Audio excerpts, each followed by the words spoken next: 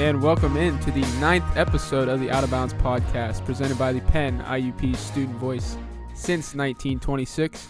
I am your host, Josh Carney, joined in studio by Pat Damp, Kyle Condor, and our assistant producer, Dimitri George.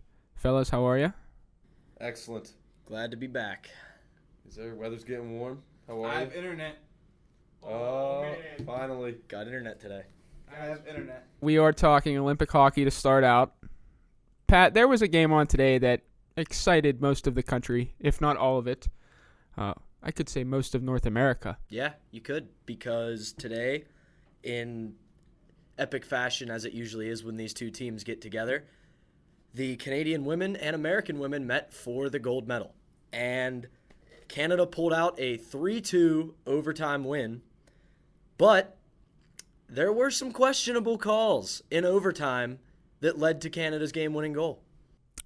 Yeah, I saw it was 2-0 late in the third period. And I believe Canada scored a goal, made it 2-1. And they pulled their goalie. And the United States hit the post on an empty net. Yeah, that they did. And a lot of people were going to tell you that was the turning point, and it probably was, but a lot of things considered, you almost made the point I'm going to make here. You cannot give up a 2-goal lead late in a championship game. You can't. You have to know the situation, and this isn't taking anything away from the U.S. women. They've been phenomenal the last probably decade. And, you have to know the situation. You have to come in, you have to know that you're up 2 late in a championship game, and you gotta lock it down. That old saying stays true that a 2-goal lead is the worst in hockey, correct? Yeah, and this is something else I'll say. Looking through the notes I got here when we get into the men's tournament too, a lot of cliches are going to come out tonight. It's okay. Sometimes we enjoy cliches. But yeah, the two questionable calls that I'm referring to were early in the overtime, the United States found themselves up 4-3 on a power play, 4 women to 3 women, so we don't confuse anybody. Because in the Olympics, no matter what, the overtime becomes 4-on-4. The first call was at the beginning of the first power play. The U.S. won the face-off. They had a shot from the point. The girl screening the goalie turned around after she made the save from the shot from the point and took a whack looking for a rebound, and the ref called a slash, which it didn't seem like that was being called throughout the game, and if that's so the case, you shouldn't call it in overtime. Yeah, it happens in every hockey game. The player in front of the net, the one that's screening, is always going to look for a rebound. If she hacked, yeah, it happens. But it's not like she took a deliberate chop. And it was at least in my opinion, it was a very pedestrian type of slash. It wasn't like she took a two-hander to the glove hand of the goalie. She turned around and took a slash at the pads, hoping she could knock one home. And in overtime, what else are you going to do? Which everyone does, and it's to call that in overtime of the gold medal game. Come on. And the second one, Pat, you're going to tell us about, I think it was ridiculous. And this took place when it became a 3-on-3 when, after the U.S. penalty, a Canadian player got you could say breakaway. It wasn't clear-cut, but she had a step or two on the U.S. defense. And U.S. star Hillary Knight chased her down on the back check, and it seemed like their legs got tangled up, and the Canadian player went down. And in lieu of a penalty shot, Knight was called for a trip, which led to a shift in power, which gave the Canadian women 4 players to the American 3, and on the ensuing power play, Canada scored to win the gold medal. Those damn Canadians. Always beating the United States in the gold medal game. But like I said, in the way these two have the last few years in any international competition on any stage, whether it be Olympic, World Championship, or World Juniors, they continue to entertain. They give us instant classics. So now I guess the U.S. gets to keep Justin Bieber. I was just going to throw that out there. Apparently whoever loses these gold medal games keeps Justin Bieber. That's what they're saying. Well, I think that was just the wager a Billboard put on tomorrow's game. I don't think there was a lot of emphasis on Bieber put for the women's game. Thank God. Thank God. A chance. Yeah. Can we just deport him already? Seriously. Canada doesn't want him. The United States doesn't want him. Give him to Latvia. Maybe he'll play hockey. Didn't he? He got in trouble like a couple times in the U.S. Then didn't he go back to Canada, get into trouble there a couple weeks after he got in trouble here? Why are we talking about? Yeah, I was just gonna. Damn! I hate him. I hate him. Are we all in agreement in this room that we don't like Justin Bieber? I think that's pretty much the And majority. I think here. it's the circle, his circle, they need to be fired. He was all right For back. allowing him to get to where he is. He was all right back in the day. Yeah. Speaking of which, Justin Bieber, really quickly, before we go back to Pat, NBA All-Star Weekend was last weekend, okay? And you know how people on Instagram like to do Throwback Thursdays? Well, the NBA does a Throwback Thursday, wow. Well, Thursday, and and there was a young Justin Bieber being guarded by, I honestly can't remember who it was. Celebrity game? Yeah, and I'm sitting there thinking, this guy's got all kind of tattoos now. You know, he's got the close cropped hair. What happened? Are we looking at the male version of Miley Cyrus? Oh, that is perfectly said, Josh. Perfectly said. Yes, I think we got the male Miley Cyrus. Oh boy. Let's get this back on track though. What do you say, Yeah, boys? seriously. Seriously. We said Justin Bieber and Miley Cyrus on a sports podcast. Slaves. Our sound producer Adam did tell us to go more mainstream though, so I guess we're Slaves to trends here. we're hitting that on the head. Can we pick up some viewers that are believers? Hey, I think the question you got to ask here is, do we want them? yeah, do we want them? You know what? We'll throw hashtag Belieber on a tweet sometime this week and see what pops up. Why not? Man. Where are we going with this? And follow us at the OOBP. That's where we were going with that. We're what, All of that was just to tell you that you need to follow us. Five at minutes the OOBP. in. 5 minutes in, off the rails. Yep. That's got to be a record. Oh, yeah. Boy, this could get ugly today. But guys, looking ahead to the semifinal game, well, it should be today since we're filming it or recording it. Whatever. The men for the U.S. and Canada face off Friday, 12 o'clock on NBC, I believe. Correct? Or is it TN? I think it's USA. Regardless, they're on national television at 12 o'clock. 5 key points for this game. First off, this is, in a sense, revenge from the 2010 games for the Americans. Everyone remembers Crosby's golden goal on a beautiful dish from Jerome McGinley. Obviously, they didn't work out together in Pittsburgh last year. But everyone knows the history of these two teams. It just keeps getting replayed. Everyone's showing the Crosby goal leading up to this game. Do you guys see this as revenge? Or is it just another game on the way to a gold medal? You can't say it's not. I mean, the Vancouver game in 2010, regardless of who you were rooting for, whether it would have been the disappointment for the United States losing in overtime or the triumph of Canada with Sidney Crosby, the golden boy, scoring the golden goal to win the gold medal, the Vancouver game in 2010 is the game you look back and say, I remember where I was for that game when it happened, because it was that much of a classic. I remember falling to my knees in front of the television like, you got to be kidding me. I watched it with a native of Canada. Oh, man, I'm sorry. And the range of emotions in that room could not be described. It went from sheer happiness for me and disappointment for him when we tied it late, and then completely flip-flop when Crosby put that puck past Miller. Yeah, I really hope the Americans get past these guys. I mean, Canada, obviously, that's where hockey originated, but the Americans are right on par with them. Yeah, we're talking a lot about this game right now, and you look back, the last one was obviously the gold medal game. This one is to get to that game. But is this really like the unofficial gold medal game, or is that just me? Like, I would like to see them beat Canada more than, I mean, if they beat Canada, I almost don't care about the next game, other than the fact that they'll actually get to wear the gold medal. So I know, Carney, you said that Seattle Seahawks Super Bowl was the 49ers game. Yep. So what you're thinking is this is kind of like the Super Bowl for the USA. Basically, the two NHL powerhouses, whatever you want to call it. They both have rosters 25 deep of NHL players. I think those are the only two countries, correct? I would assume. I think maybe Sweden. Maybe Latvia. I don't know. I don't know. They almost won. Okay. And now we're talking about them picking up Justin Bieber now. So Yeah. Another one? Really? But guys, moving on now. The next factor for this is this the game that the Canadian forwards start scoring? Guys like Sidney Crosby, Corey Perry, Chris Kunitz, Rick Nash, Patrick Marleau, Jonathan Toews, and Patrice Bergeron, all stars in the NHL, goalless in the Olympics.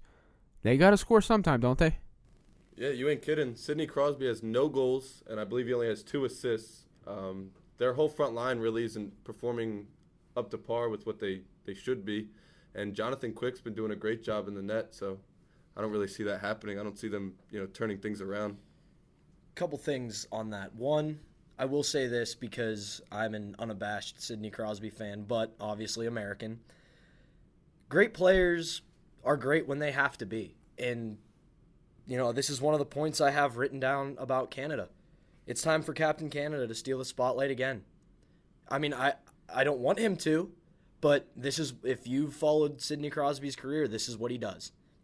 That said, though, for the U.S., through 4 games, they have not had that uh-oh moment where you look at something that happens throughout the course of a 60-minute game and go, oh, that might come back to haunt us if we go deep. They've looked solid through 4. I think the only moment where I said uh-oh was in that Czech Republic game where Ryan Suter threw it off of Ryan McDonough's skate and it went in our own net, and I went, oh crap, like don't start getting bad bounces already. But I see what you mean. Like there hasn't been a stretch of time where it's like this could be a problem later on. I haven't seen that yet, especially from a defensive core that was kind of called into question. Well, what about the game where people are saying we should have lost when Russia put it in the net, but Jonathan Quick moved it? What about that moment? I don't know. Technically, as Dan Wallace said on the last podcast, that shot shouldn't even technically counted if we're going by the literal rules, because the net was off before Tootin even got to the puck. So I just have a question. Who would you give the goaltending nod in this game? For the United States? No. In terms of head-to-head, Quick versus Price. Oh, easily Jonathan Quick. Yeah. It's funny because I'm reading on Bleacher Report, and they have Price as the advantage because they said Quick has not faced a challenge quite like Canada. I thought Russia had a pretty solid offensive attack. Well, They were in the same group, right? Oh, no, I'm sorry. I mean, he faced a good Russia team. He faced a very underrated, solid Czech team who has one of the greatest players of all time in Jaromír Jágr. No, I was actually talking about Peter Nedved, the 43-year-old ageless wonder. No, I'm kidding. Walker was going pretty quick. I was blown away. He was sliding all over the ice with that thing. Knee slapper. But I'm guessing that writer on Bleacher Report's Canadian. The next factor, for me at least, would be, does the United States continue to score at the pace that they're scoring? Guys like Phil Kessel, David Backes, Zach Parise scored his first goal. Do they continue to light the lamp? I think they do, and not because of the individual player. I just think the system that Bilesma, Laviolette, and Granato have in place leads to that. It's a very aggressive system that's all about getting offensive zone time and, looking for opportunities from getting extended possession within the zone. I'm waiting for a guy like Patrick Kane to blow up. He's a top 5 goal scorer in the NHL, and I think it's his time to finally show us what he's made of. So, I know. I agree with that. I saw what game was it? I think it might have been not the last game, but the one. I think it was Russia. I think Russia tied it in third, and I think he had a breakaway. I think he came up short. He's a guy that is phenomenal in the National Hockey League, and I think that he is a player to watch.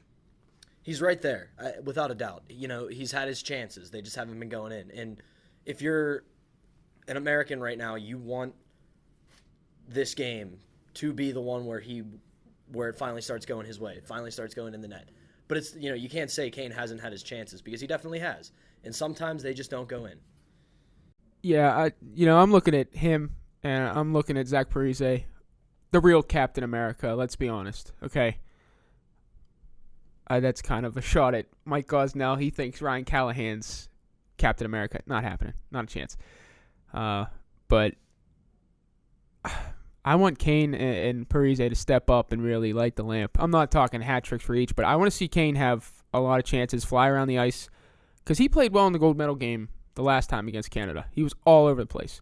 Easily the best player on the ice, not named Ryan Miller. But I'd like to see him step up. Speaking of Ryan Miller, let me pose this question to the group. I know Quick's been good. He's been a guy they've put the saddle on and has done quite well. But if you're Bilesma, Laviolette, and Granado right now, do you stick with Jonathan Quick or do you give Ryan Miller a shot at redemption? I mean, hey, if Jonathan Quick's going to keep moving the net, why not leave him in there? Nah, but I don't know.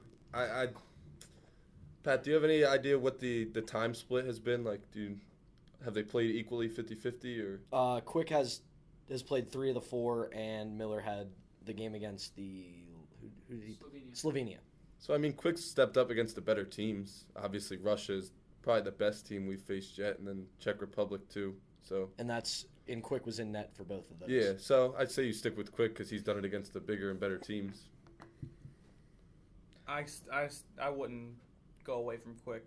I think this is too big of a game. I know you can't start thinking about individuals getting redemption.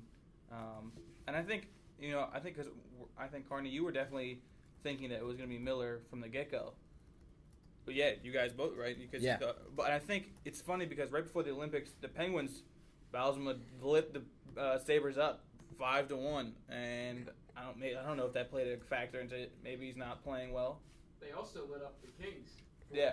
On the road in LA. So I think he was like, "Oh, what am I going to do?" If there's one thing I want to bring up here real quick before we keep moving on with this game, the first time I came on, I know I went over real quickly the international rules.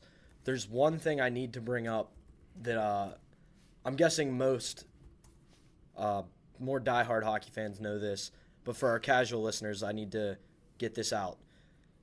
Even though U.S. is the higher seed and will be playing as the quote-unquote home team, most people understand that in the NHL, the home team gets last change, meaning if Canada throws out one line and U.S. is the home team in the NHL, USA can match that, and Canada can't switch. Different situation on international hockey. The rule now is each team has 5 seconds to change. There is no quote-unquote last change.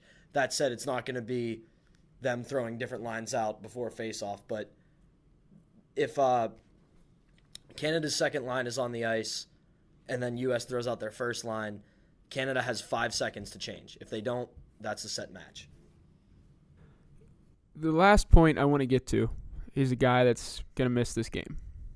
John Tavares, who's a budding star in the NHL, took a questionable hit in that win over Latvia. I didn't think it was dirty, but it was just it was questionable. Yeah. He's going to miss this game. Torn MCL, torn meniscus, and I believe he's out for the year, correct? Certainly requires surgery, and he'll be out for the rest of the season, and they said he'll be back for camp in September. So clearly the Islanders are not in favor of the Olympics anymore. Is that going to play a huge factor for Canada? He hasn't really done anything. Yes and no. I mean, Tavares is a character guy no matter which way you cut it. He brings leadership, he brings heart, brings skill. I think the bigger issue that's going to come to hand here once again, as per usual, is should the NHL send their players to the Olympics? And if anybody saw it on Twitter today, GM Garth Snow for the New York Islanders was spitting mad about this. He said the International Ice Hockey Federation wants to use all the best players but doesn't want to pay the price if something like this happens. He said, "Oh, are they going to reimburse our season ticket holders who came to see Tavares?" To him, I have to say, if a player like Tavares, a player like Ovechkin, a player like Crosby, a player like Kane are going to want to represent their team on international ice and they have the NHLPA backing them, it's going to happen. Whether it be the Olympics or the World Tournament or even if they invent something else, the World Cup of Hockey. These guys are going to want to represent their country, and they're going to be there. Yeah, I think if the NHL tells these players they can't play in the Olympics, or if the NHL sets up some rule that doesn't allow them to play in the Olympics, you're going to start to see good guys from other countries not play in the NHL because this is what they live for. You heard guys from Russia before they lost saying that this is the biggest hockey tournament they've ever played in. So some of the guys care more about the Olympics than the NHL. So I think you have guys not playing in the Olympics anymore if that's what it comes down to.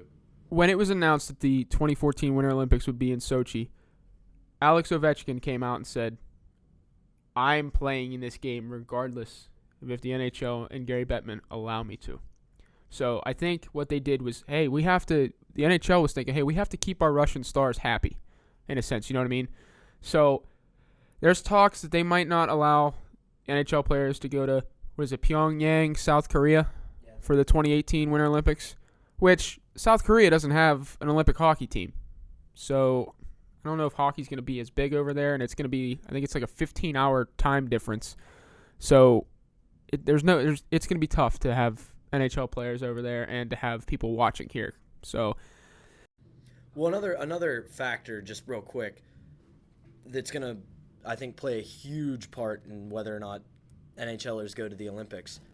If NBC keeps both contracts for the Olympics and the NHL, that's going to factor into it, because the NHL is going to want to grow through NBC, which they have done a pretty solid job of doing. And, you know, if people are going to tune into the Olympics, they're going to tune in to the NHL because the NBC is going to push their other programming. yeah, Pat, what do you think? Who wins this game? U.S. Canada. You mind if I go into a couple points, or do you want me to just get a prediction? Do your thing. Okay. I have a couple points written down for both teams. Let's start with Canada. First and foremost, play with swag, play with skill, and shoot the puck.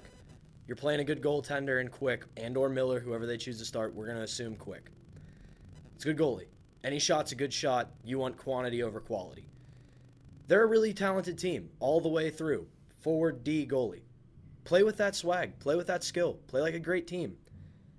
I said it earlier, Captain Canada, Sidney Crosby, time to steal the spotlight like you normally do. And I have this written down for both teams, so it'll be a good segue. Avoid the panic button if you go down early. Both these teams are not pushovers. They're incredibly talented, incredibly deep. If you go down early, game's not over. You still got plenty of time to play. Stick to your system. Do what you have to do. Moving on to USA. Continue to get that great defense and great goaltending. I saw a tweet. We might have to edit this out. I don't know how borderline this is. It was from one of my buddies at the Penn's blog. He said, "It's incredible how great Paul Martin has done. He's shut down more Europeans than the bubonic plague." The defense has been great. We don't have to edit that at all. For our friends who listen that are Penguin fans, this is my little Bob Airy keys to win moment. Get your fill. Keep Phil Kessel rolling. He's been hot all tournament. Ride that heat. Keep going. And finally, for the U.S., play physical. You're playing a skill team that likes to play a wide open game. Frustrate them early. Play physical and play solid D. Because you play a skill team that wants to play a wide open game, and you play defensive physical hockey against them, they'll get frustrated. My prediction, another instant classic, but this time 3-2 USA. How much, Pat, you pretty much went into every detail necessary to break down that game, so I'm not really going to continue on much, but how much does this Tavares loss to Canada help us as the U.S.? You got anything, Josh? He hasn't really done much in the Olympics. He's NHL, great two-way player. But in the Olympics, he wasn't really much of a factor in a sense. Again, most of the Canadian forwards weren't a factor. I think I saw a statistic, 70% of the scoring done by the Canadians so far have been by their defense. Doughty had 4 and Weber has 2. Yeah. So I think it'll play into the United States factor because, hey, that's one less guy they have. I think they have to dress. Who do they have to dress now? Honestly, that's the one thing I didn't look up. Well, they have to dress someone that hasn't played in the Olympics yet on a big stage like this. So that could play into their factor. Well, for you here, do you dress one less forward and bring in PK Subban? If you're Canada, if you're Mike Babcock right now, if you're coaching this team? That's a great question. I would love for PK Subban to dress in this game. As an American, I wouldn't. Oh, yeah. But as a fan of hockey? Oh, absolutely. Put him in. I want to see him. Kyle, who you got in this game? You're not going to get me to say that the U.S. is losing, so I don't know. I have nothing. Pat said it all. Score. I don't know, 10-1. 1776 Yeah. to nothing. Yeah, no, I'm only kidding. But I honestly hope it's a good one that we'll remember, kind of like the Russia game, just something people will be talking about years from now, not one that just kind of blows past. It'd be nice to see it go into overtime and kind of have it. It would be nice to see a game like the women's game, but in the U.S. favor. We'll be on with the Turnpike tomorrow, right? Yeah. Like Well, for no, Fri- it's well, no. well, this- Starts at 12. We'll be hanging out, watching that. I'm assuming you want my prediction. Well, obviously, Okay. Mike Tomlinism. Obviously, I'm gonna pick Team USA, and I think Pat hit it on the head. I think, listen, I'm gonna literally channel my inner flyer instincts. If you get physical with a finesse team that Pat so eloquently described the Team Canada as, then I think you can definitely frustrate them, get them out of their game, and I think USA has the ability to do that, and I like them to win 4. I'll say 4-2. I said they get an empty netter late. You guys are all a bunch of homers. You picking Canada? No. Kidding. I'm taking USA all the way in this one. Can you see? Yes, I can see that the Americans are going to win tomorrow. They're going to probably play Finland because Carney has picked Finland since the beginning. Whatever. Took the words right out of his mouth. Yeah, seriously. Carney loves his predictions. Yeah. Oh, he loves it. Look at it on Twitter. I was right back in August. I was right. It was like 3 years ago when I picked Finland and win Apparently, gold in the Olympics in apparently, 2014. Josh Carney's Twitter bio says I was right. I might change it to that. I might. But no, I'm taking the United States. I think they put up 5 goals in this one because, yeah, Canada's defense is talented, but they're not the greatest defensively. They haven't really faced anyone that's deadly offensively, anyone as balanced as the United States. I say United States wins 5-2. They get a late empty net goal, 5-2. So they move on and they'll face the winner of Sweden versus Finland. We're going to talk about that one really quickly. A matchup of 2 very, very good Scandinavian teams. Pat, we'll start with you. All right. I'll do the same thing I did for U.S.-Canada. I got a couple points here. For Sweden, hail to the king. Oh, jeez.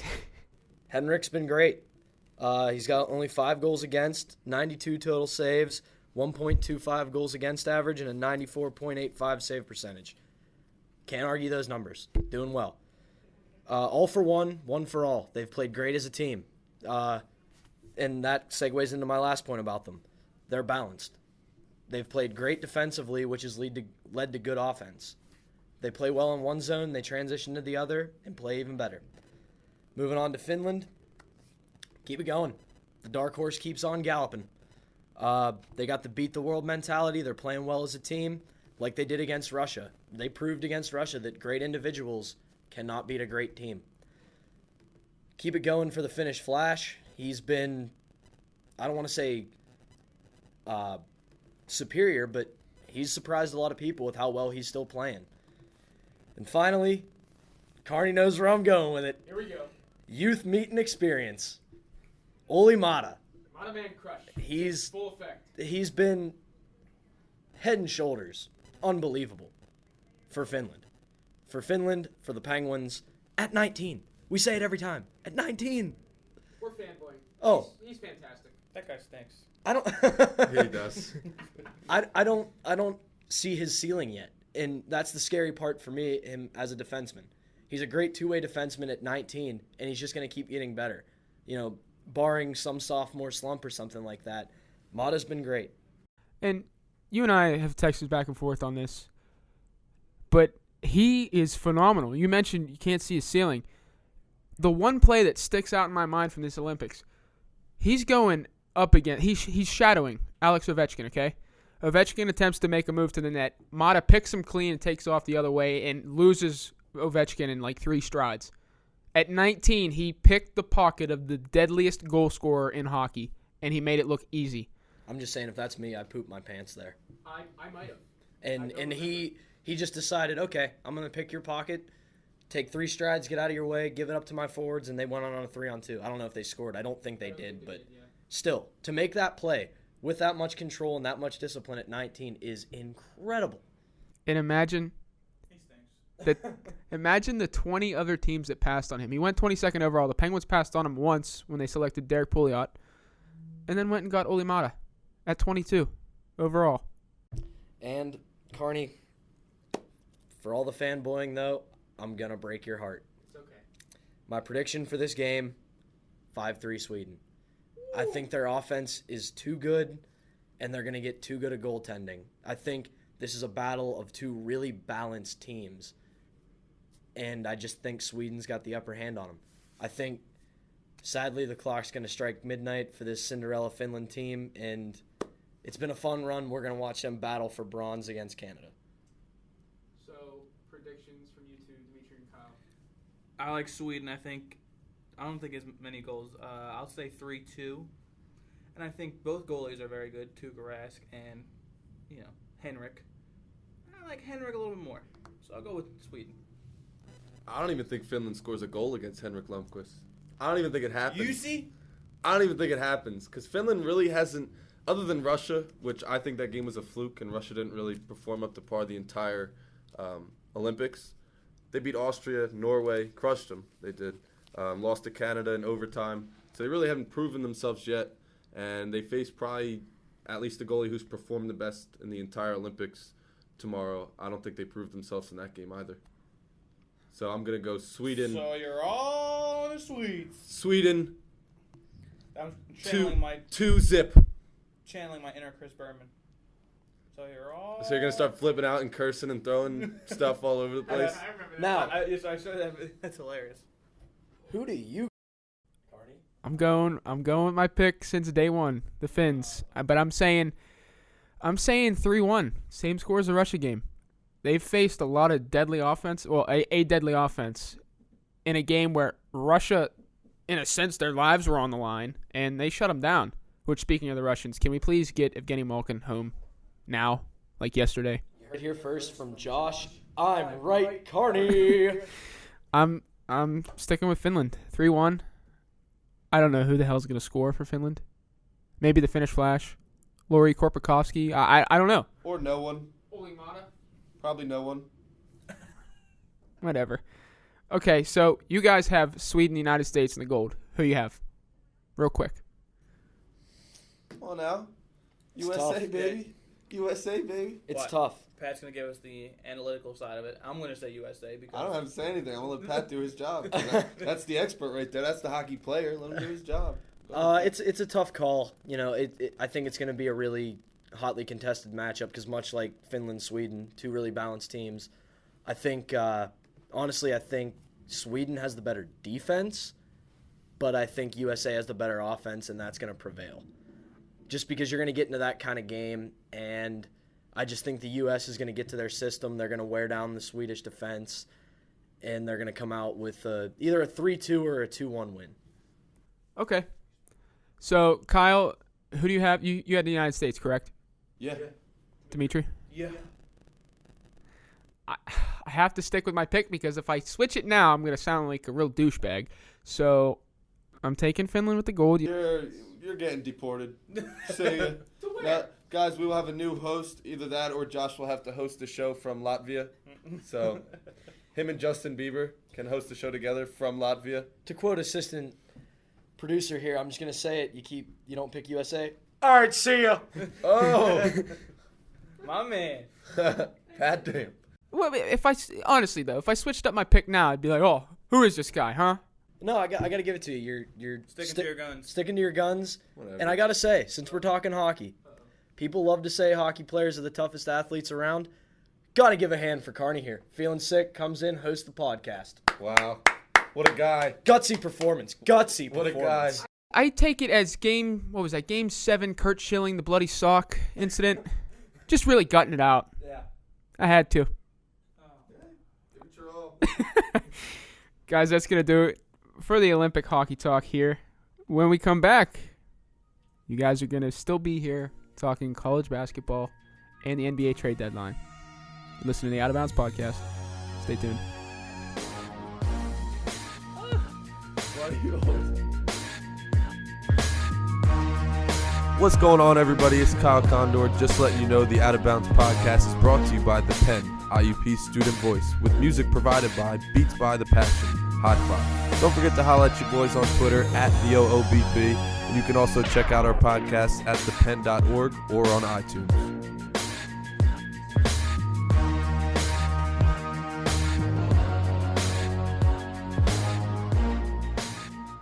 And welcome back to the Out of Bounds podcast. I'm your host, Josh Carney, in studio with assistant producer Dimitri George, Pat Damp, and Kyle Condor. And fellas, we're going to switch over to college basketball now.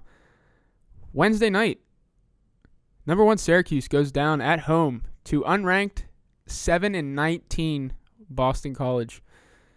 So now Wichita State is the lone remaining undefeated team in the country.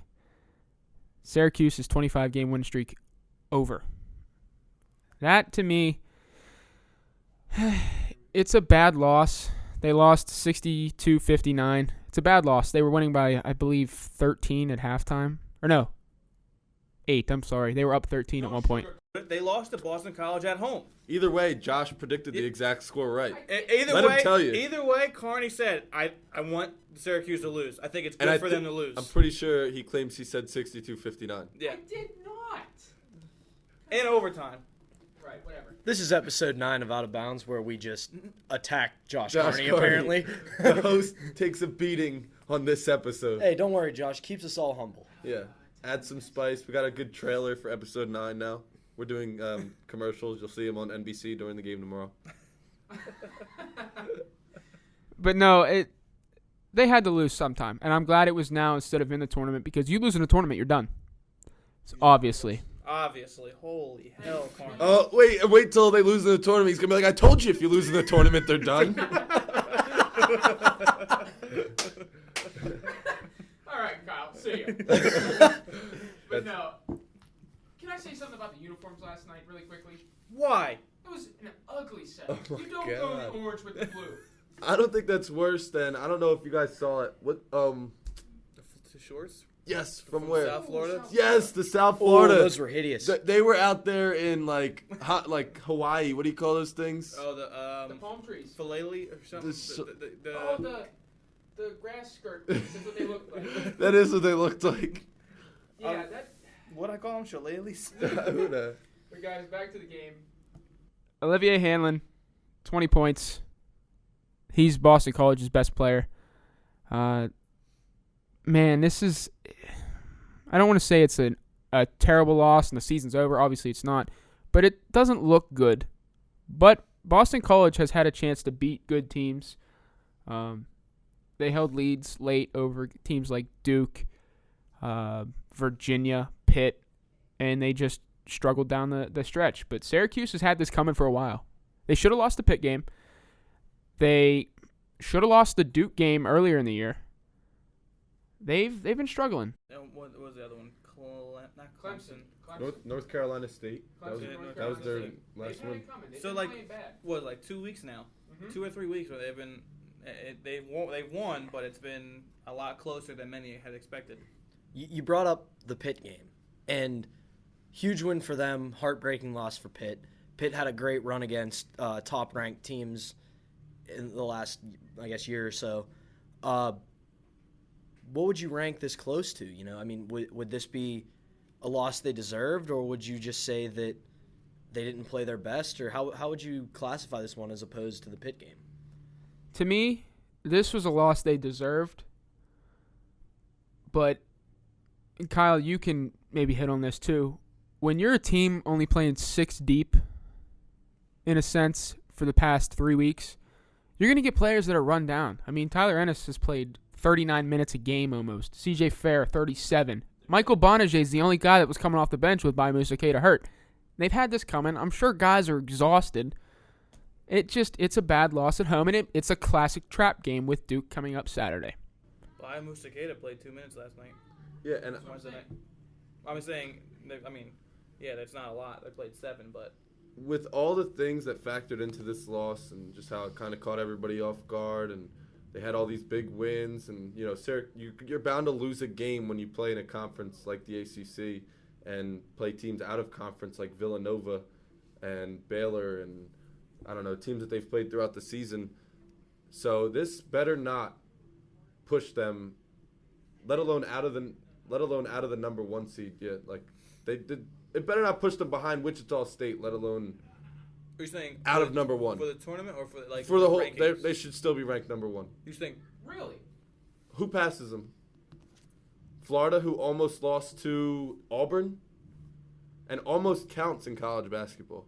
So Well, I'll tell you this: if they lose to Duke, they're obviously going to fall out of the top spot. if they lose to Duke, they'll fall, and then they have Virginia and plenty of other ACC games left on their schedule. But look at all the teams that they beat. Tell me Wichita State passes them, and I'll get sick because they have. If they played Syracuse's schedule, they're losing a game, if not 2, if not 3, 4, or 5 games with an ACC if schedule. Syracuse loses to Duke, you think Florida over Wichita State? Yes, Wichita State should not be number 3. That's this. Give them Duke's schedule. Everyone's complaining because Duke's has 6 losses or 5 losses, 5 losses.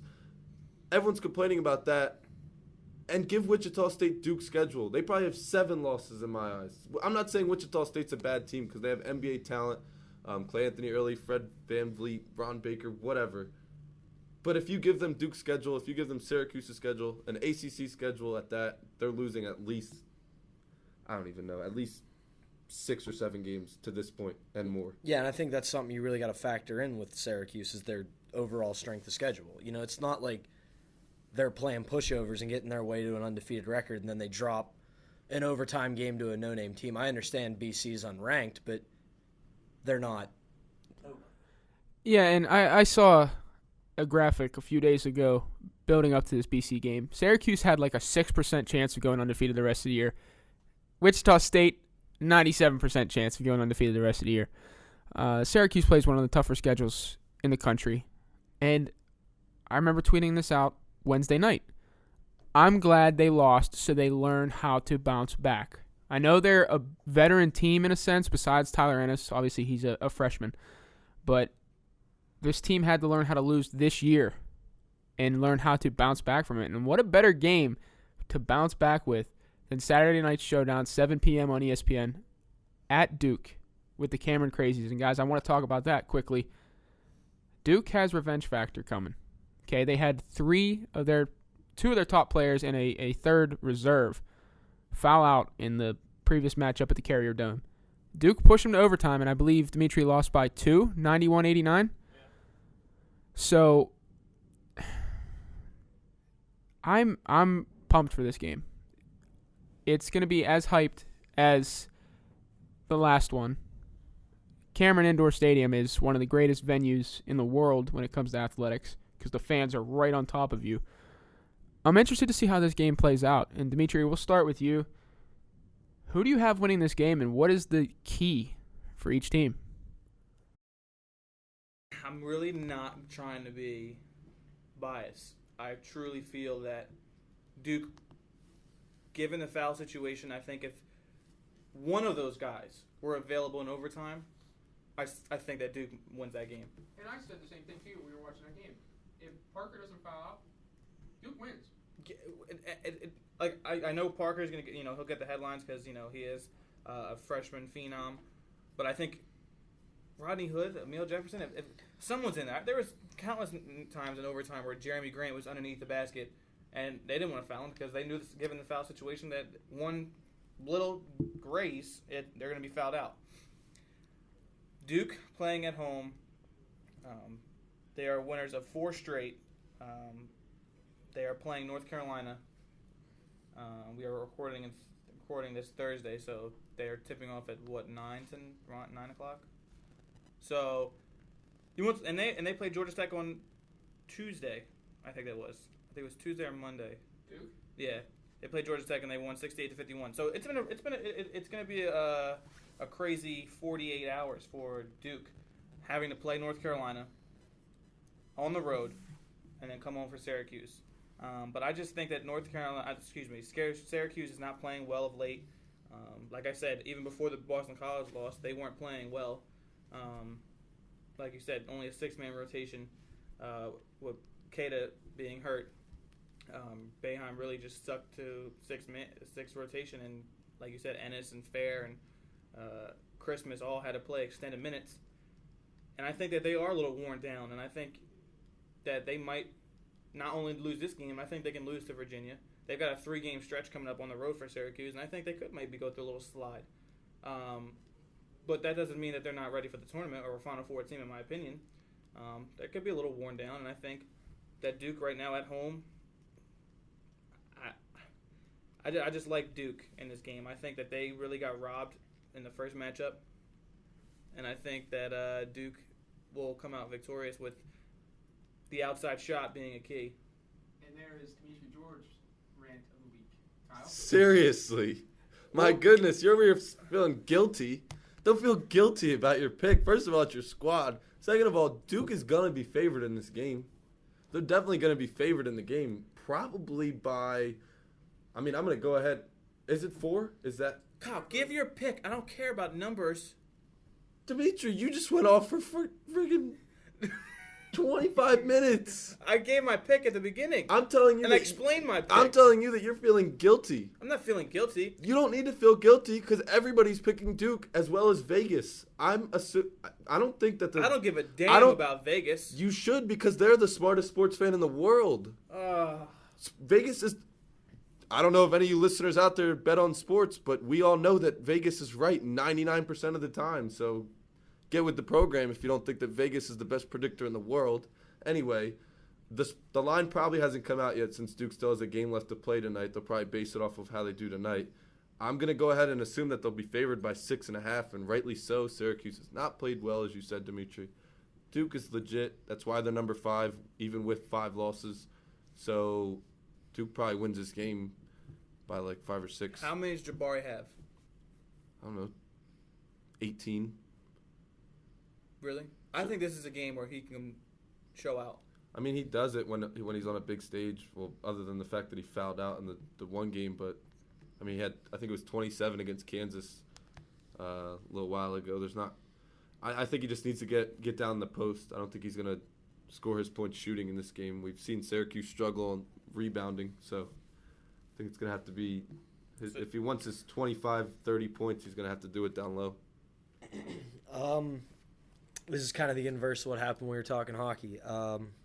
These guys did their thing, presented their cases, but because I'm feeling generous, everybody's been picking on you tonight, Carney. I'm going with your squad. I'm just saying Syracuse is going to win because from what I've seen this season from, the college basketball I've watched, which full discretion is not a whole lot. From what I've seen from Syracuse and Duke, I just think Syracuse is a better team in my opinion. Gut feeling. I'm not a basketball guy, but from what I've seen out of both teams, I'm just going to go Syracuse. This is tough. Obviously, I'm a Syracuse fan. But, man, it's tough to go into Cameron and win. They're coming off a shocking loss to Boston College. That could be on their minds. This could be, hey, let's come back out and show the rest of the country why we're still one of the best teams in the country. I'm assuming the spread will start at 4 because of the factor of how tough Cameron Indoor is to play. And if Duke beats North Carolina tonight, who's one of the hottest teams in the country, I'm going to take the Blue Devils, but it's going to be a 1-point game. And I think it's going to come down to free throws. But I'm betting, and I don't bet a lot, but I'm betting Rashid Suleiman is going to have a field day from the outside. He's going to be huge for them like he was last game. Look, Josh, when you make 95 predictions in a half hour, you're going to get 3 right. Well, So don't come back in here going crazy when one of the 55 guys you said scores 10 points. Hey, how did that Doug McDermott, Kyle Korver prediction or comparison work out for me? Who said that? You said that Doug McDermott is going to be a Kyle Korver in the NBA. First of all, that's BS. Second of all, I think it was Chad Ford that said Doug McDermott at worst will be a Kyle Korver. That means that he has to rely on the 3 and probably does not make as many as Kyle Korver does. You don't see him ranging like Jimmer Fredette. When he makes his threes, he's wide open. He's coming off a screen. He's right at the line. See, I think you were missing.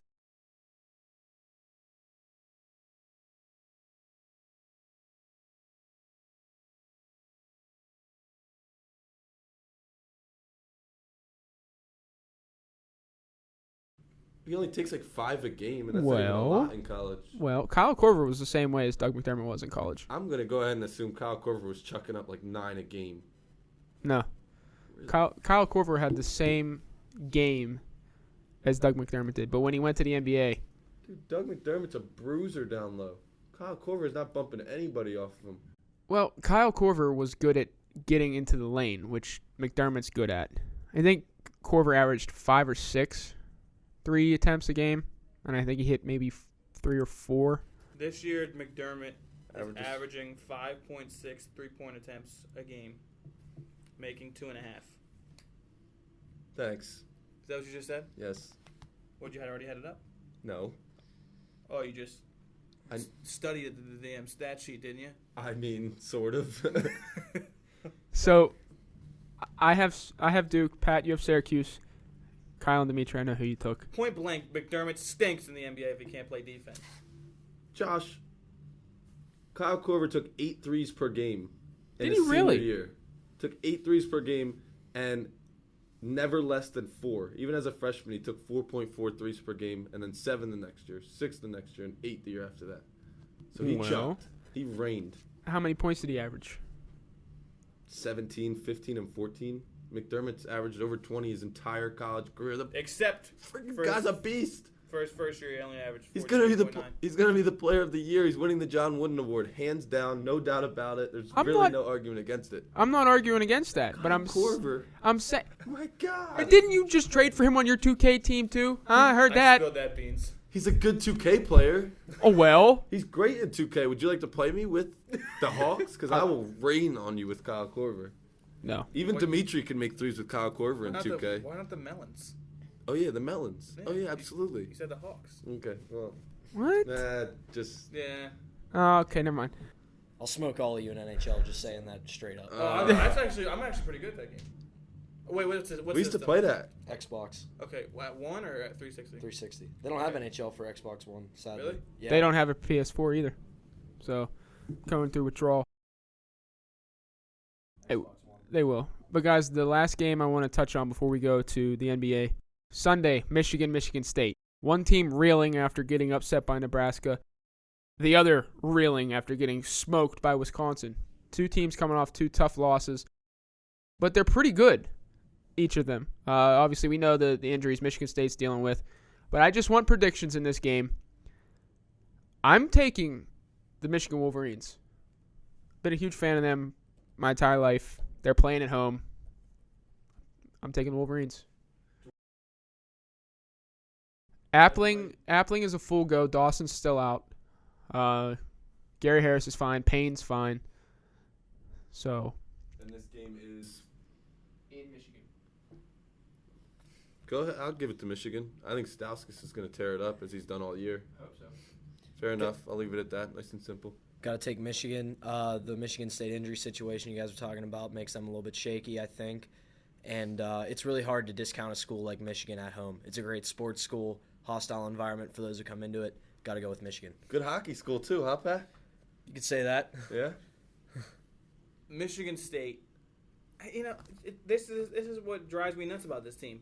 Is they'll lose a game to Nebraska at home. I think it was, right? Nebraska isn't a bad team, and I think it was on the road, actually. I could have swore it was at home. Either way, and Nebraska may not be a bad team, but they're no Michigan State. And I don't even think they're a Michigan. They might not even be a Penn State. Right. So. Michigan State, like I said, drives me nuts. They cannot stay healthy. But you guys keep harping that they are going to get healthy right in time for the tournament. So, you know what? I'm going to go with Michigan State here. I think they go on the road and get a nice, tough road victory against Michigan, who I'm sure will be fired up. Michigan lost that game at home to Nebraska. Like I said, because y'all don't think I know my basketball. You know what I mean? Hey! And not only did they lose, they lost by near 30, 29 actually. So. What? Yeah. Really? Michigan lost by 29. Michigan State. Oh, Michigan State beat Nebraska, but Michigan lost by 29 to Nebraska in Michigan. Really? Yeah. Wow, I did. Who did Michigan State just lose to the other day? Nebraska. Yeah. But he just said Michigan You're looking at Michigan right now. We weren't talking about Michigan State, Kyle. Yeah, no, I have both of them right here. Michigan State beat Nebraska. Oh, no, I'm sorry. Okay, no, never mind. Other way around. Miles, you Michigan thought- lost at Michigan State 60-51, and Michigan... Yeah, no. It was the other way around. Anyway, Moving on. really quickly, though, this is off the wall. 30 seconds on this. Arizona almost lost to Utah Wednesday night. Do they drop in the rankings at all? I know they won, but do they drop? Utah's a bad school when it comes to basketball. Kyle, do they drop from number 3? Well, it depends if Duke beats Syracuse. Yeah, I was going to say.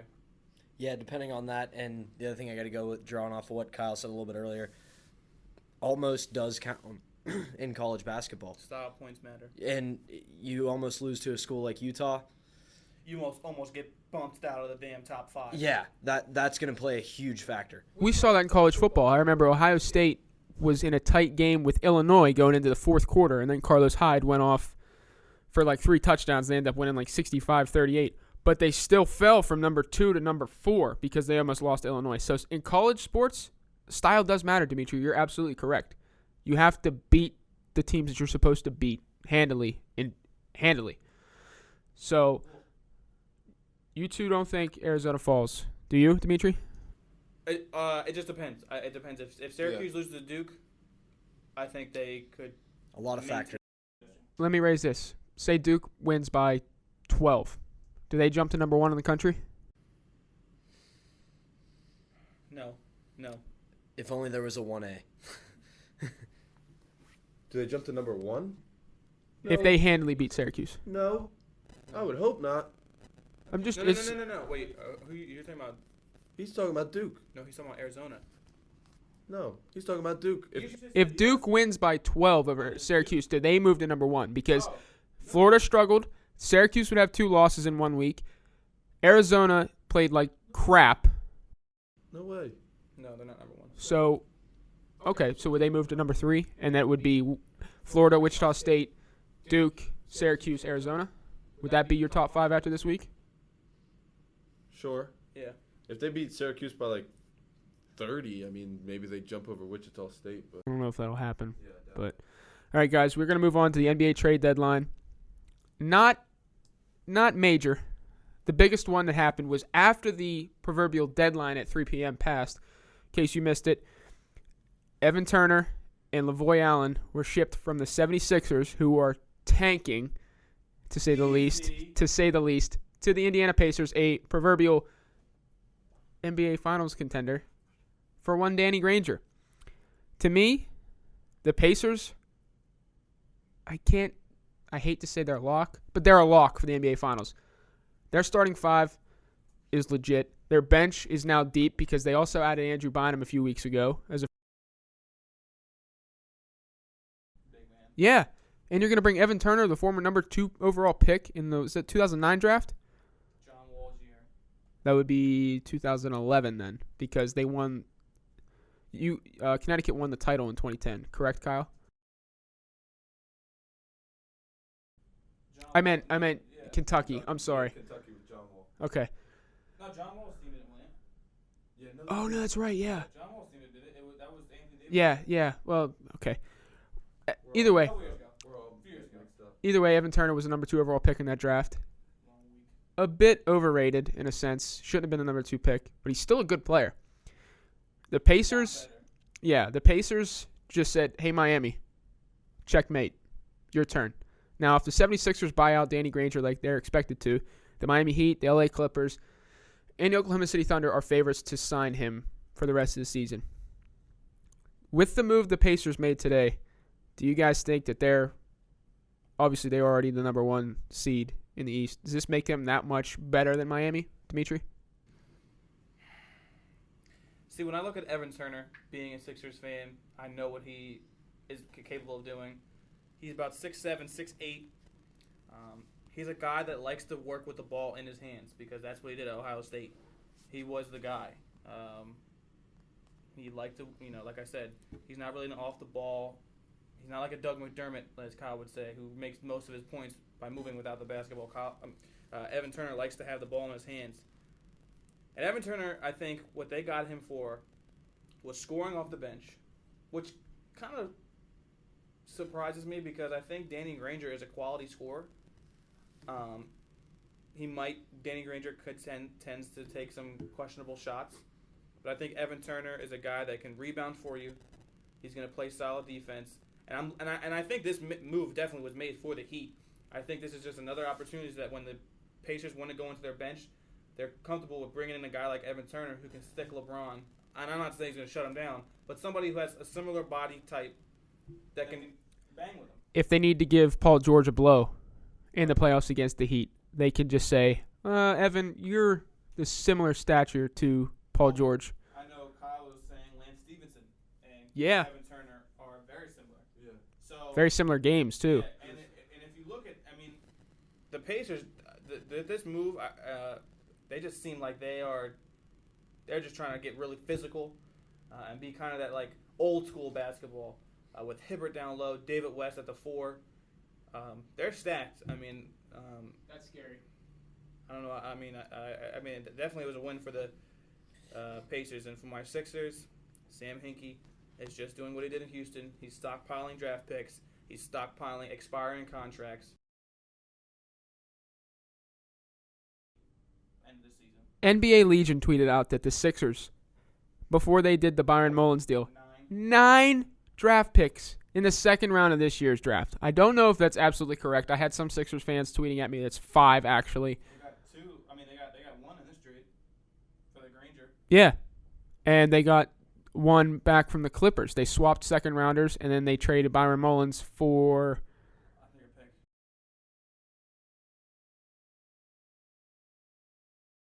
a pick. Around the draft and come free agency, they're like they said, they both Evan Turner and Danny Granger, I believe, have expiring contracts.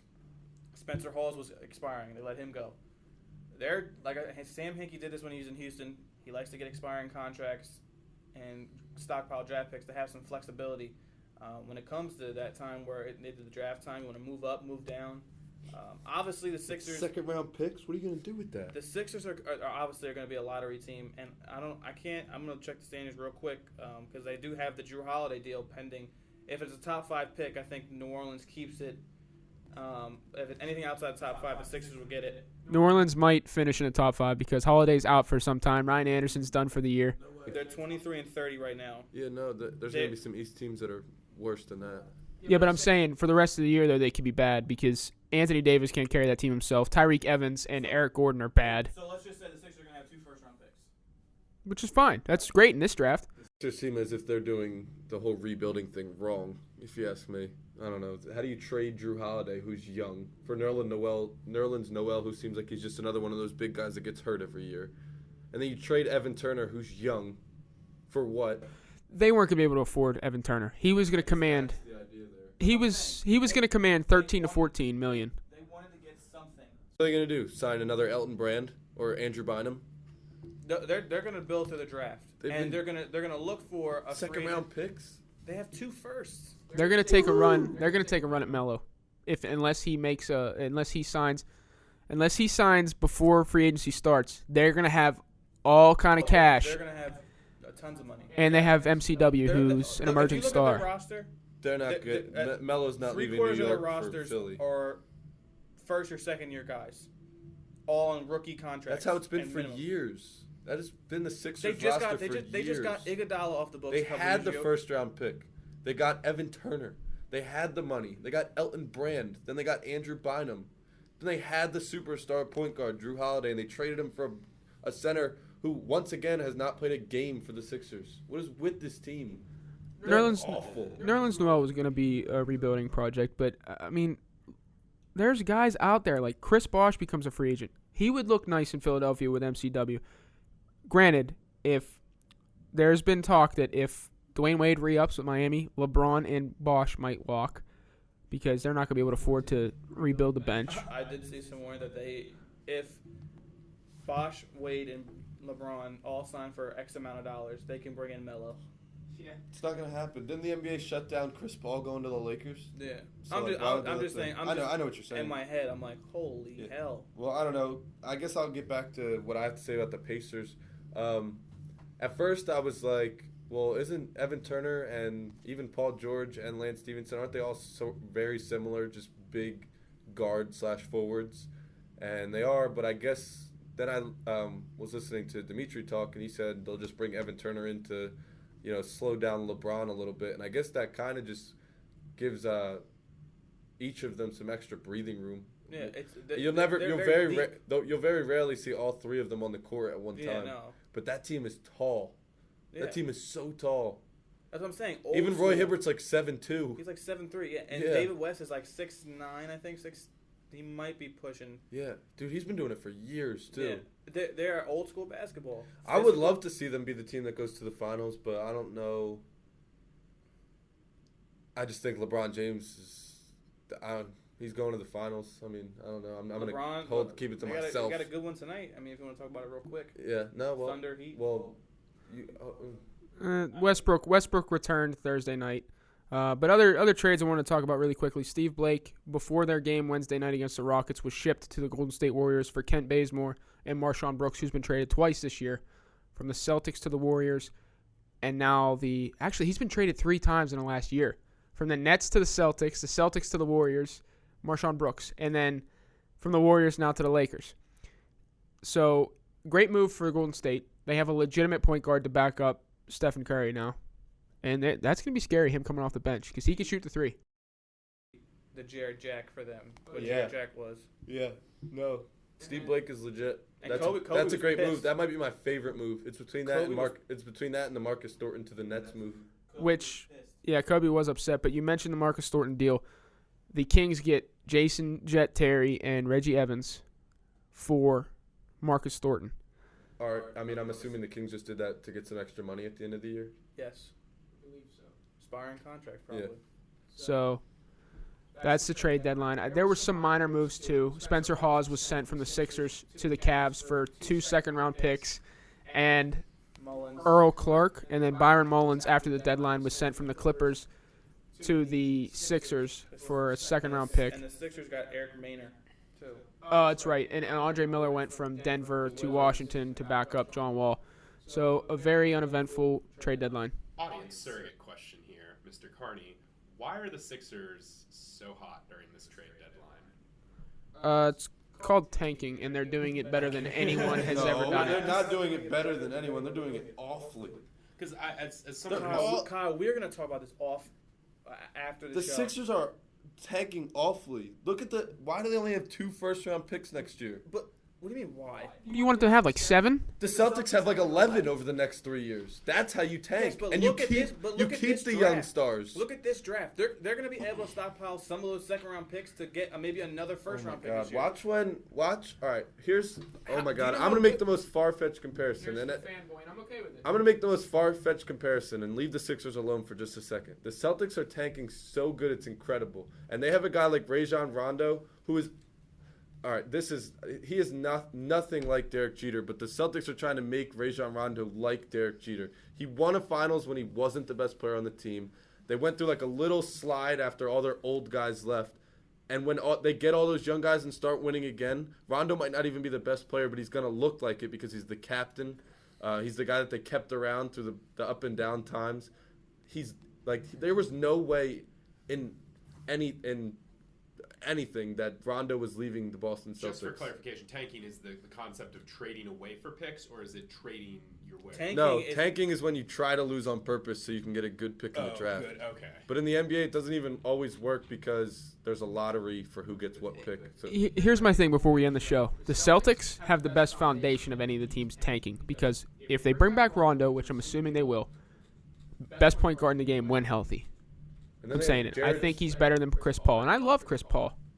But Yeah, I don't think he's better than Chris Paul. they have Jeff Green if they keep him. He's an unrestricted free agent just like Rondo in 2015. And Avery Bradley is a restricted free agent after the end of this year, but to me, he's a budding superstar because he can play defense and shoot from the outside. And they have, I think, 6 first-round picks between this year and 2016. And they have Jared Sullinger, too, who puts up 30 and 10 when he wants to. So. They got the best foundation, and I hate to say that as a Lakers fan because I'm sitting there watching Danny Ainge do it the right way, whereas I'm watching, was it Mitch Kupchak just ruin it. Yeah. And Jim Buss just absolutely ruin it. You bring So- up the Lakers and Celtics. They play tonight in the midst of both of them tanking, so that should be cool. But, guys, that's going to wrap it up for the 9th episode of the Out of Bounds podcast. So make sure you catch Duke-Syracuse Saturday and Michigan State Sunday. Or how about a little IUP baseball this weekend? They kicked their season off, down in Williamstown, North Carolina. I told the coach I was going to sneak on the bus with them. I don't know if that's actually going to happen, but it should be nice for them. Pat, do you have any games this weekend? We do not, but that's what I was getting at. A little shameless plug, IUP Division II ice hockey. We just had a great week of practice. We have 3 practices next week, and next Friday night, 8:45 in Harmarville, Pennsylvania, at Blade Runners Ice Arena, the home of University of Pittsburgh. We play University of Cincinnati in the first round of the Tri-State Collegiate Hockey Playoffs. There you go. Go out and support. It's not far. It's 45 minutes from here, yeah. Hey, you're always welcome. It's an 8:45 on a Friday. Come out and support us. Help us get that win. Move on to the semis. Sounds like a good time to me. Rowdy hockey fans. I love it.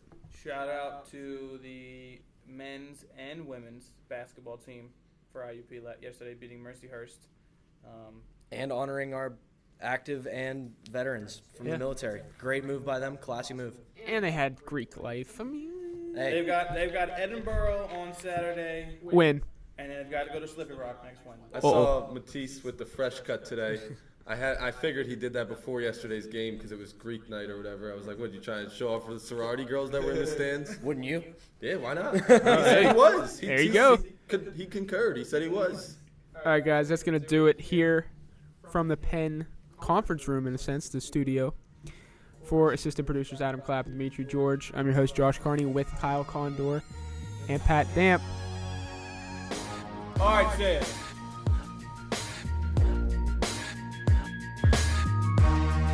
What's going on, everybody? It's Kyle Condor. Just letting you know the Out of Bounds podcast is brought to you by the Penn, IUP Student Voice, with music provided by Beats by the Passion.